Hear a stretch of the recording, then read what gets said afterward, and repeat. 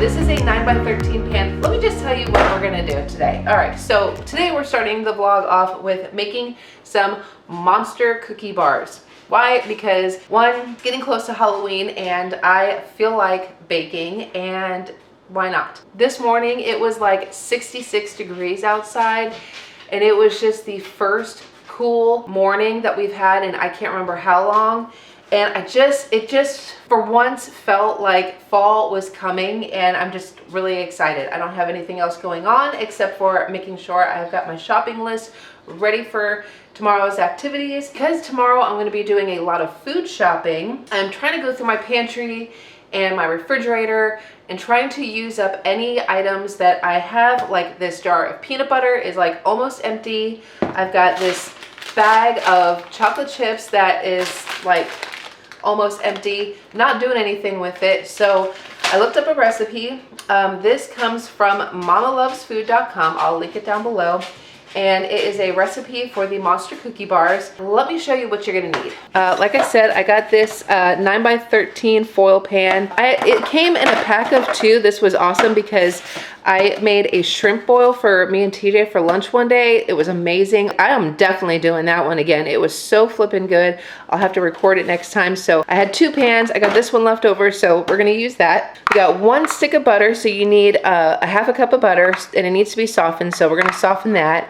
You need some peanut butter, some chocolate chips, and it does say semi-sweet chocolate chips, but all I have on hand is the white chocolate chips, so that's fine. It's all right, it's no big deal. You're gonna need some vanilla. I got some vanilla here, 1 egg, some flour, M&Ms. What I have on hand is the peanut butter M&Ms because those are our favorite in this house, and I get these over at Sam's, so I got plenty of those. You're gonna need some baking soda, some quick cooking oats, some brown sugar, and some, I can't get my camera over here, and some regular granulated sugar. So those are the ingredients, and then I got my oven set at 350 degrees, so let's get to mixing. So I have my stand mixer, which I don't usually use that often, so this is a good way to just, I don't know, get some use out of this. Or of course you can use a hand mixer. I do have a hand mixer. I don't use this thing enough, so I'm just gonna go ahead and use this.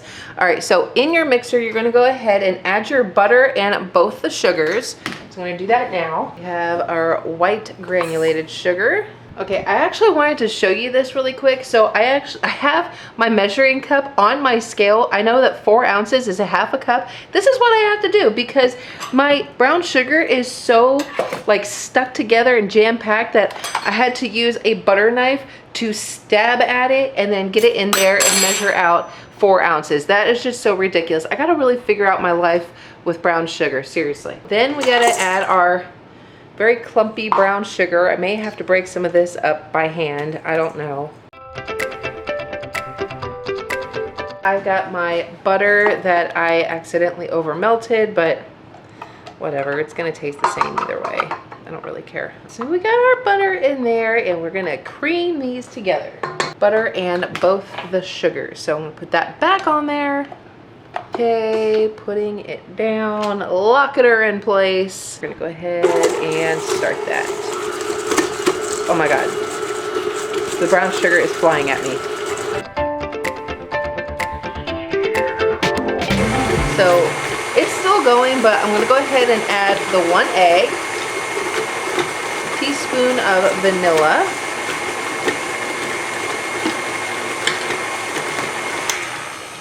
I'm gonna just kind of push everything down a little bit. Try to help some of that mixed.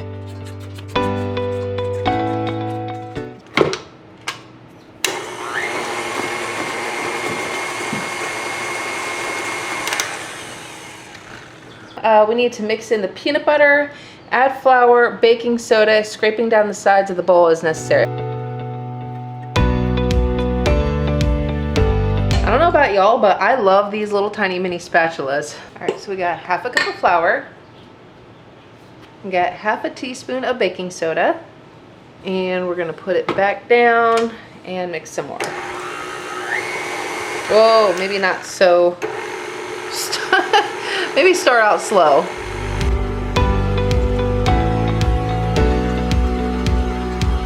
this is the point where we're gonna add our quick oats. So we just need a cup and a half. So I have my 1 cup measuring cup here. So there's a cup. There is a half. This is also a great way to use up any of those oats. If you happen to have them in your pantry and you don't know what to do with them, this is a great use for those. All right, so we're gonna go ahead and stir this in. So I didn't want to use my mixer because everything's just gonna get stuck in the little attachment, and I don't want to fight with that. So I'm just gonna mix this by hand. I actually prefer my hand mixer, to be honest with you. The stand mixer is nice if you're like trying to do other things, but I don't know. I kind of always just resort back to my hand mixer because it's never let me down.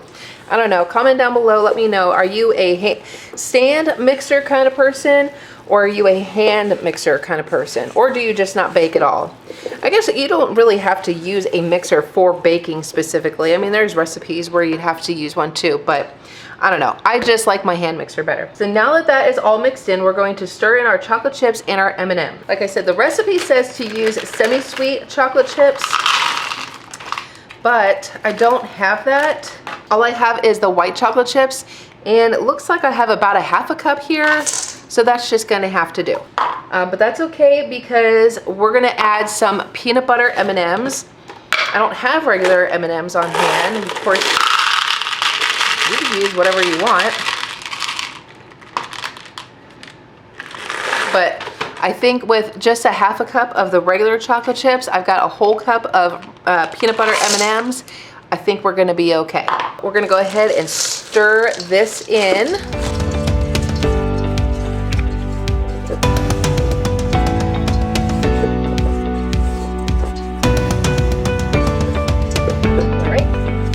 You know, this is kind of a pain in the butt to stir with one of these rubber spatulas. If you want to use like a regular spoon or something, or even your hands, you know, don't be afraid to use your hands. Your hands are what God gave you, and don't be afraid to use them. So now we're going to spread this in the bottom of our 9x13 baking pan here. And we're going to line this with parchment paper.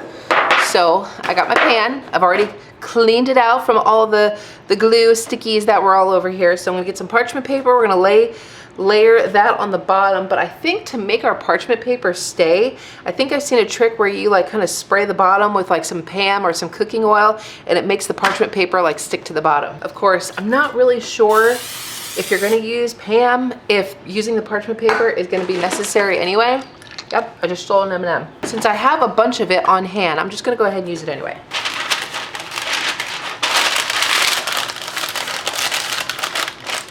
Or maybe not. Maybe I'll just do something like this. There. That way it doesn't actually stick to the sides either. So now we're gonna go ahead and dump our mixture in here. Oh, what the heck, why not? We're just gonna use our hands. Why? Because we can.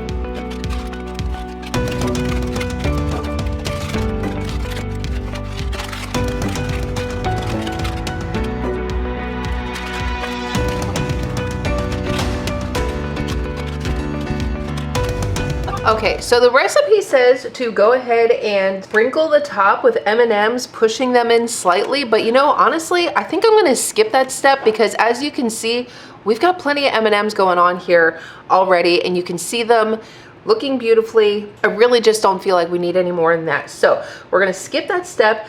We're gonna go ahead and throw this in our 350-degree oven for about, it says for 20 to 25 minutes, or until edges are beginning to brown. So we'll try 20 minutes and then we'll take a look at it and see what it looks like.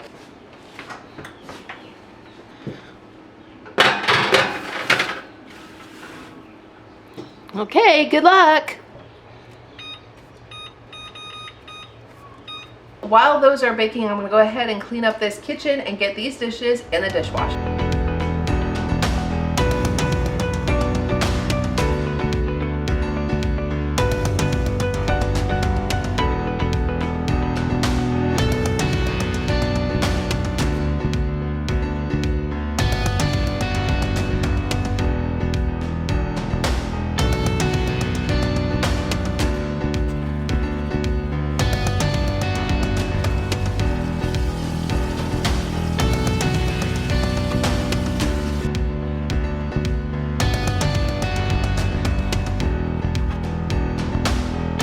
kind of what they call in the restaurant business marrying these two peanut butter jars, because my oldest daughter, she had bought this jar of peanut butter because she was baking something. She went to the store and bought all her ingredients and bought another jar of peanut butter without checking to see that we already had peanut butter. So she used that. That's why I wanted to like use up what was left in this and for the Monster cookie bars. And so I'm just putting what was left in there into here, and that way it's all good. And we just have it all in one container and I can just get rid of this one. All right, y'all. So I ended up doing 25 minutes in the oven. I just pulled them out and this is how it is looking. Y'all, let me tell you, it smells so good. So I'm gonna let these cool off. We'll cut them into bars and I will show you what that looks like later on. Come on, Abby. Angus, you coming? I had to start my morning off with a trip to the auto shop, and I really didn't want to have to do that, but yesterday I had a flat tire and it couldn't have come at a worse time. I had to leave to go get Megan and Charlotte from school, and right as I was pulling away, my little sensor on my dash started flashing at me. I had a flat tire. Like, it was on the ground flat. That was really frustrating. I immediately called the school. I got a hold of Megan and I got a hold of the school and arranged for them to get home. That school, I'm just gonna go ahead and say it, that school is awesome with, you know, times where I have had vehicle issues and they have helped me out. They're really awesome. Actually, it was the vice principal that gave them a ride home because the bus that they were supposed to be on, there was too many kids and it was just not safe to add another person. They ended up just getting a ride home from the vice principal. So small town living, y'all. She brought them home and I was able to change my tire. Of course, this also has to happen when TJ is at work. And thankfully, I am so grateful that he showed me how to change a tire because, you know, it's like one of those pieces of knowledge that you hope that you don't ever have to use, but you're glad that you have it. As simple as changing a tire is for most people, for some people, they have, you know, we had no idea what to do. I mean, you saw the one video, what was it? Probably, it had to have been like, oh my gosh, I can't believe we're creeping up on 2 years now. When I had my flat tire and I was stranded and I was waiting for my father-in-law, I was waiting for a tow truck. Anyway, I did a whole video on it and it was just one of those things. It comes at like the worst freaking time. And it was because of that day, TJ, he took me to a parking lot that was, you know, nice and flat because our yard is not flat. And he had me change the tire. He told me what to do, but he had me do everything, which I'm so grateful for him doing that because I ended up having, you know, I didn't have a choice. I had to remember everything that he said and I did it. And come to find out, it's actually not as hard as I thought it was. And the vice principal, like, she got here and she says, she was actually really surprised. She says, oh, you're doing this? And I said, yeah. I said, my husband showed me how to do this once before. So I'm like, I got it. And she just kind of looked at me like, and she says, well, I would help you. She's like all like dressed and nice heels and everything. And she says, well, I'd help you, but I have no idea what I'm doing. And a lot of people are like that. And it's, you know, no judgment. I'm just grateful that I did learn how to change a tire because I was able to get that all taken care of. And then this morning I went down to the auto shop and then had them look over my tire. Come to find out, I didn't see anything, but apparently I did have a small pinhole that they patched up and they got the tire put back on the truck. So all is good again. Praise the Lord. Yeah, my morning was a little bit crazy, but it's all good now. Peace has been restored. Just creating a thumbnail for one of my videos that hopefully you've already seen. Been kind of like in this decluttering mood, and just because I know tomorrow is payday and because I know that tomorrow I'm going to be doing my big food shopping, I'm also just trying to go through my pantry, my freezer, you know, refrigerator, and just trying to use up all the stuff that I already have on hand. What I've been doing for, God, at least 15 years now, that every time like when payday is like rolling around, I create a dinner menu and I go off of that dinner menu, I make my shopping list, and then I go and get those items. been doing that for years. What I tend to do is I create a dinner menu, and I'm like, oh, well, this sounds good. Let's do this. Let's do that. Let's do this. And we do eat leftovers. You know, that's not an issue. Sometimes we buy things and we just stick it in our pantry and then we forget about it. Or we buy things, we stick it in our freezer or refrigerator, and we could just kind of forget about it. So after forgetting about certain items so many times, I thought, well, you know what? Let's go ahead and use up these items just to get it out of the house. So tonight for dinner, we're actually just doing some sloppy joes because I've got just a couple of burger buns left over. So I'm going to use up that. We've got plenty of ground beef. I've got a can of that, you know, Manwich sloppy joe mix. So I'm going to get that out of the house. Picky eater Charlotte is just going to have some mac and cheese. We use up the rest of the French fries and maybe even do a salad. I don't know. We'll figure out sides, but it just kind of feels good just to like actually use the stuff that you have on hand, and then your shopping list is not as long and you spend a little less money. So win-win. In case y'all are needing any meal ideas, this is the dinner menu that I have planned out so far. I would really like to try and add like 3 more items on here.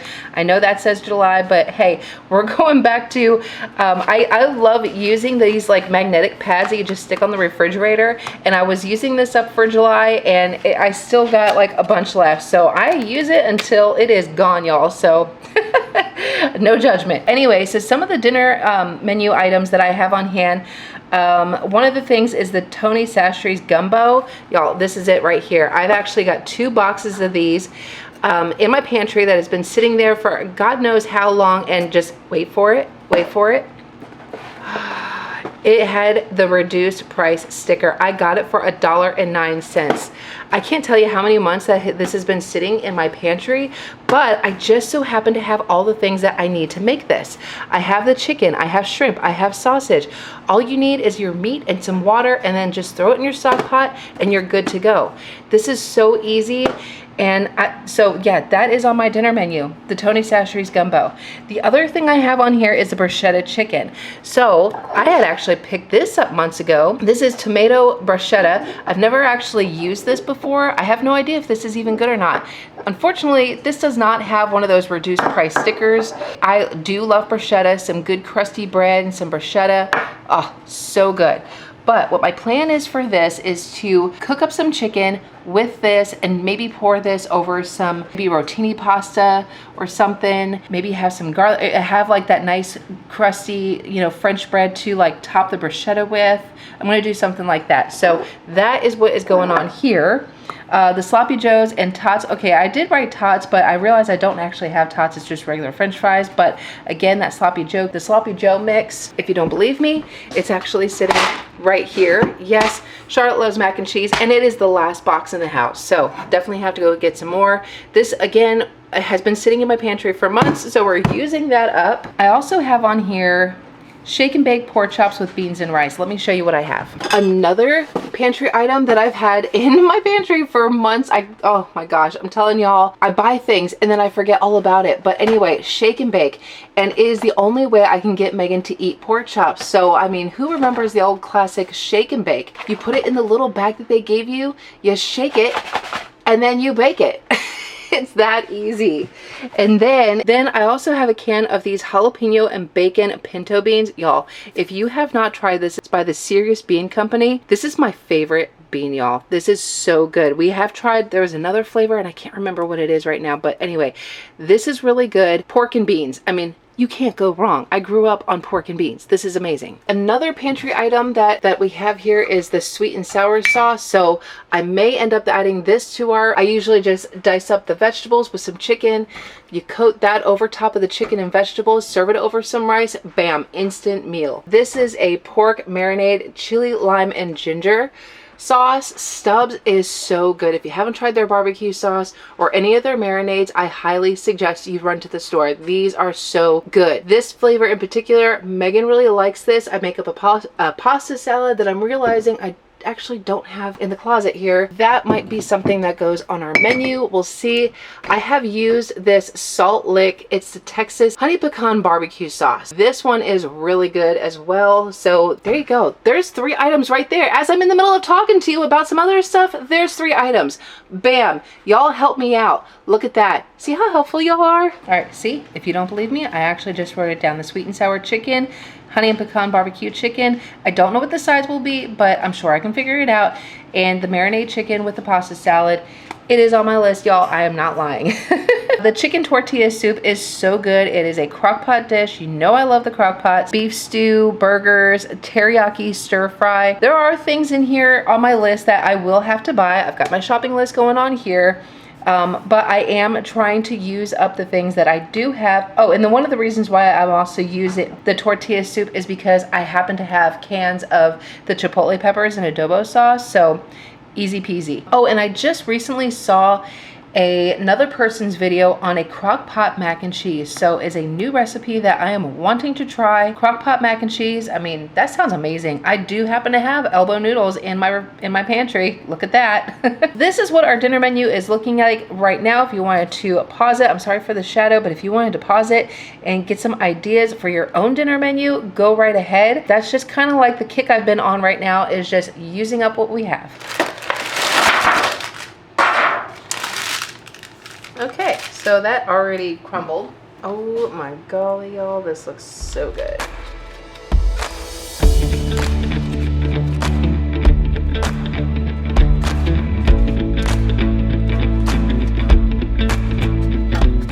I mean, oh my God, y'all, like, look at this. Do you see this? Look at how awesome this looks. This part over here crumbled a little bit, but oh boy, does that look good. All right, y'all, this is what is for dinner tonight. I have my salad that I made. I just have some lettuce, cucumbers, carrots, radishes. I think that was it. And then just some bacon bits, and then I'm gonna top it off with this amazing ginger dressing. If y'all can find this in your produce section, I highly recommend you picking it up. This is amazing. My favorite salad dressing. Going on that. This is Megan's bowl. Got her salad, some mac and cheese, a sloppy joe. Charlotte's already over in the living room eating her mac and cheese, and now it is dinner time.